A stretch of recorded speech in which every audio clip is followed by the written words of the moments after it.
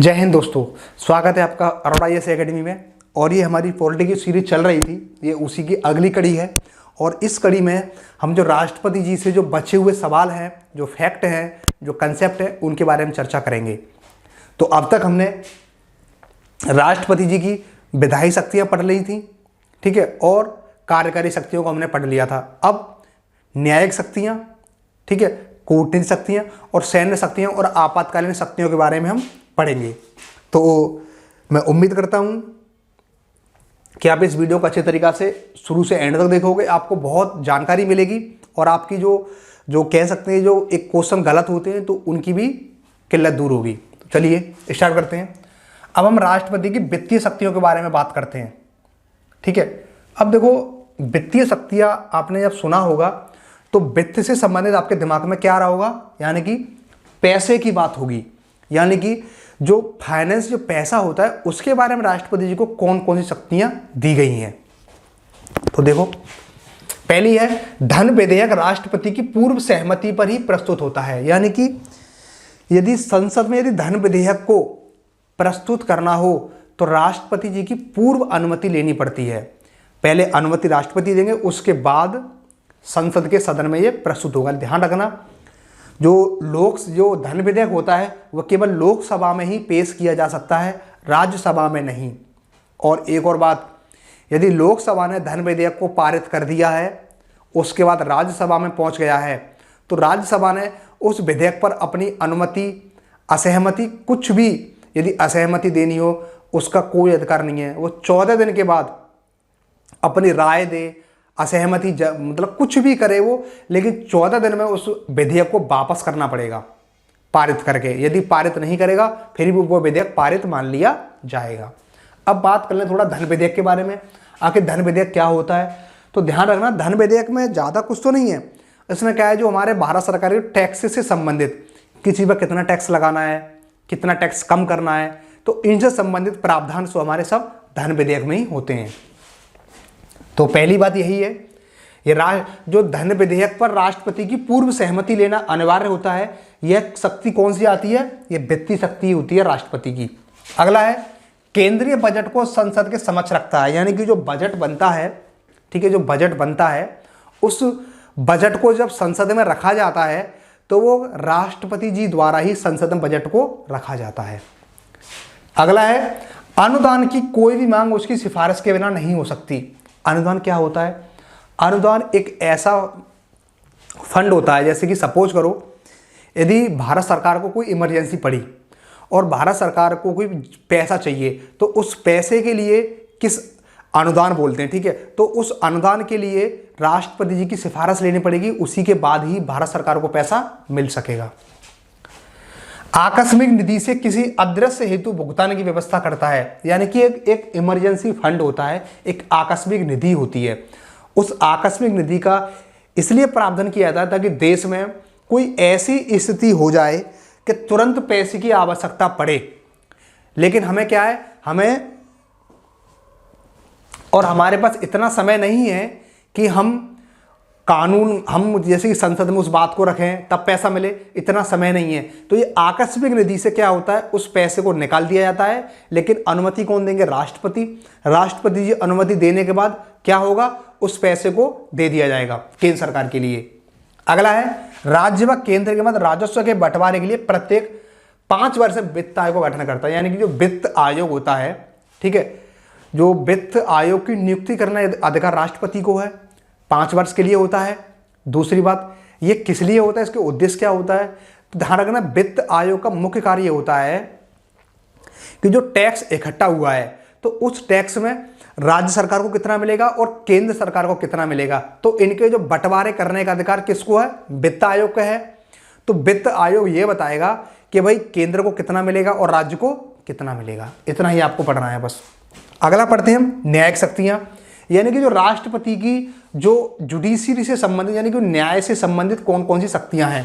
पहली शक्ति यही है कि राष्ट्रपति न्यायाधीशों की नियुक्ति करता है। यानी कि सुप्रीम कोर्ट के मुख्य न्यायाधीश और अन्य न्यायाधीशों की नियुक्ति करने का अधिकार राष्ट्रपति को है। उच्चतम न्यायालय से सलाह ले सकता है, पर सलाह पर मानने के लिए बाध्य नहीं है।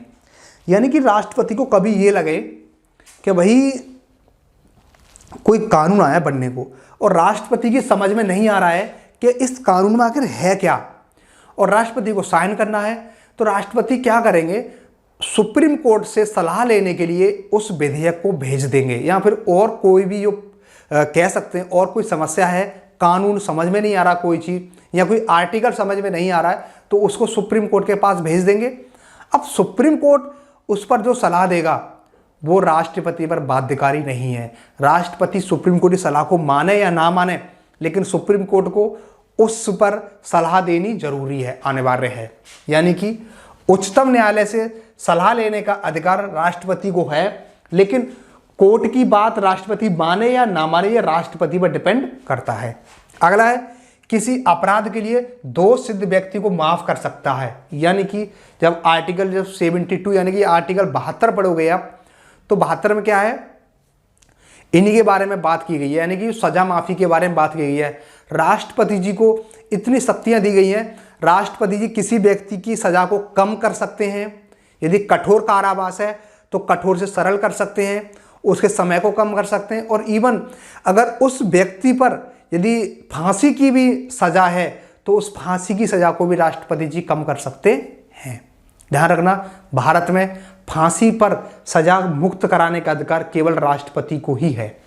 ये इनकी न्यायिक शक्ति के अंतर्गत आती है। अब अगला पढ़ते हैं कूटनीतिक की शक्तियां, यानी कि जो डिप्लोमेट कुछ पावर होते हैं राष्ट्रपति के पास, तो हम उनकी बात कर लेते हैं। ध्यान रखना, कूटनीतिक शक्तियां होती हैं वो एक देश से दूसरे देश के बीच की जाती हैं। ठीक है, अंतर्राष्ट्रीय संधियां व समझौते राष्ट्रपति के नाम पर होते हैं, हालांकि संसद की अनुमति जरूरी है। यानी कि जो अंतर्राष्ट्रीय स्तर पर जितने समझौते होते हैं, संधियां होती हैं, वो सब राष्ट्रपति के नाम से ही होते हैं, राष्ट्रपति को ही अधिकार है, लेकिन संसद की अनुमति लेना जरूरी है। यानी कोई संधि या समझौता करना है किसी दूसरे देश से, तो राष्ट्रपति जी क्या करेंगे, संसद की अनुमति लेंगे, उसके बाद क्या होगा, संधि हो जाएगी, समझौता हो जाएगा, वो राष्ट्रपति के नाम से ही होगा। क्वेश्चन ऐसे बनेगा, जो अंतर्राष्ट्रीय संधि व समझौते होते हैं, क्या उसमें राष्ट्रपति के लिए अनिवार्यता यह कहा गया है कि राष्ट्रपति की ये शक्ति है, क्या ये विधायी शक्ति है, कार्यकारी शक्ति है, कौन सी शक्ति है? तो ध्यान रखना, ये कूटनीति शक्ति है। यानी कि संधि, समझौते, इनसे संबंधित यदि राष्ट्रपति जी कोई भी कृत्य करते हैं तो उनके लिए ये शक्ति कूटनीतिक शक्ति के अंतर्गत आती है। लेकिन ध्यान रखना, कोई संधि या समझौता करना है तो राष्ट्रपति जी को क्या, संसद की अनुमति लेना जरूरी है। अगला है, अंतर्राष्ट्रीय मंच पर भारत का प्रतिनिधित्व करते हैं। यानी कि जो तो इंटरनेशनल जो अंतर्राष्ट्रीय मंच होते हैं, यानी कि जहां पर बहुत सारे देशों के जो लोग इकट्ठे होते हैं, तो उसका जो मंच का जो प्रतिनिधित्व भारत की ओर से राष्ट्रपति जी ही करते हैं। अगले हैं सैन्य शक्तियां, यानी कि राष्ट्रपति जी को कुछ सैनिक संबंधित शक्तियां भी दी गई हैं। कौन कौन सी? पहली है, भारत के सैन्य बलों का सर्वोच्च सेनापति होता है। इसका क्या मतलब है? यानी कि जो राष्ट्रपति होते हैं, थल सेना, वायुसेना, ठीक है, और जल सेना, इन तीनों के जो प्रमुख होते हैं वो राष्ट्रपति ही होते हैं। ये बात क्लियर हुई आपकी? ध्यान रखना, कभी क्वेश्चन आता है जल सेना, वायु सेना और थल सेना, इनके जो सेनापति कौन होते हैं? राष्ट्रपति ही होते हैं। ठीक है, सर्वोच्च सेनापति राष्ट्रपति होते हैं। थल सेना, जल सेना, वायुसेना के प्रमुखों की नियुक्ति भी राष्ट्रपति ही करते हैं। यानी कि यदि जल सेना के सेनापति की नियुक्ति करना है, थल सेना या वायुसेना, इनके जो कह सकते हैं, अगर हम बात करें, इनके जो प्रमुख होते हैं, कमांडर चीफ होते हैं, इनकी नियुक्ति कौन करते हैं? राष्ट्रपति करते हैं। लास्ट है, युद्ध की समाप्ति की घोषणा करना।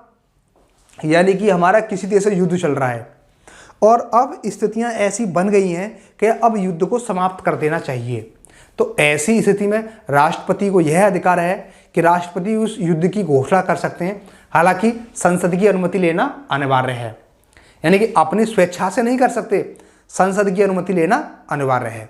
ठीक है, तो यहां तक जो हमारी बात हुई वो क्लियर हुई। और यदि हम बात करें, अगले पॉइंट की बात करें हम, तो इसमें अगला पॉइंट ये आता है, अब हमारी कौन सी आपातकालीन शक्तियां बची। ठीक है, तो आपातकालीन शक्तियों की यदि हम बात करें तो 352, 356, ठीक है, और 360, ये 3 प्रमुख आपातकालीन शक्तियां हैं। तो ध्यान रखना, राष्ट्रपति जी को यह अधिकार है। यदि 352 की बात करें हम, तो 352 में क्या दिया गया है, यदि राष्ट्रपति जी को कभी ये लगे कि अब देश में युद्ध जैसी स्थितियां व्याप्त हो गई हैं, यानी कि किसी बाहरी देश ने हम पर आक्रमण कर दिया है, तो ऐसी स्थिति में जो आपातकाल लगेगा वो राष्ट्रीय आपातकाल लगेगा 352 के तहत। तो ध्यान रखना, राष्ट्रपति की यह स्वेच्छा की शक्ति नहीं है, मंत्रिपरिषद लिखित रूप में देंगे, उसके बाद ये राष्ट्रपति शासन राष्ट्रीय आपात लग जाएगा। अगला है 356।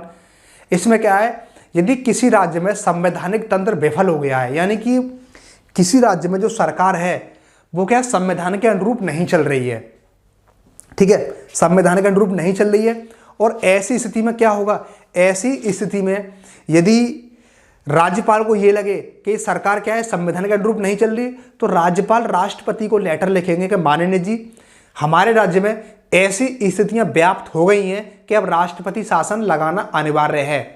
उसके बाद फिर जो केंद्र का मंत्रिपरिषद होगा वहां पर परामर्श होगा और वो लिखित रूप में देंगे, तो राष्ट्रपति वहां क्या लगा देंगे, राष्ट्रपति शासन लगा देंगे।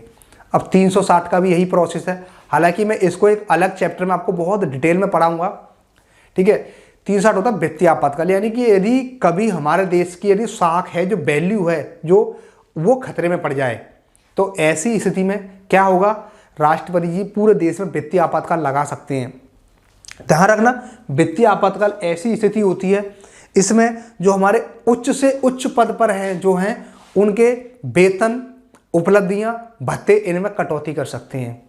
और ध्यान रखना, यदि किसी भी देश में जो वित्तीय आपातकाल लगता है तो यह संकेत होता है कि यह देश कंगाल की स्थिति में है, दिवालिया की स्थिति में है।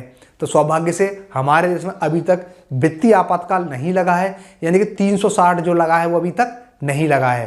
360 के तहत जो आर्टिकल लगा है वित्तीय आपातकाल, वो अभी तक हमारे देश में कभी नहीं लगा है, और ना ही ऐसी स्थिति आए कि कभी वित्तीय आपातकाल लगे, ठीक है।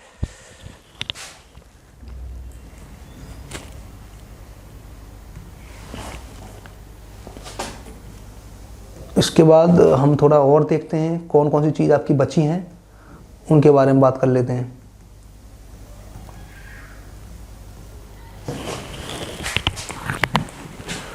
यदि हम इनके बारे में बात करें,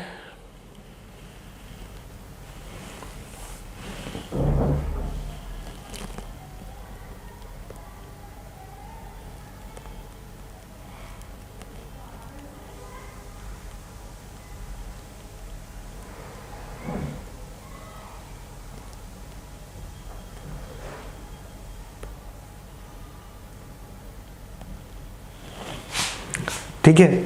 अब जो बचे हुए आर्टिकल हैं उनको मैं अगली वीडियो में बनाऊंगा, ठीक है। और यहाँ तक हम वीडियो को समाप्त करते हैं।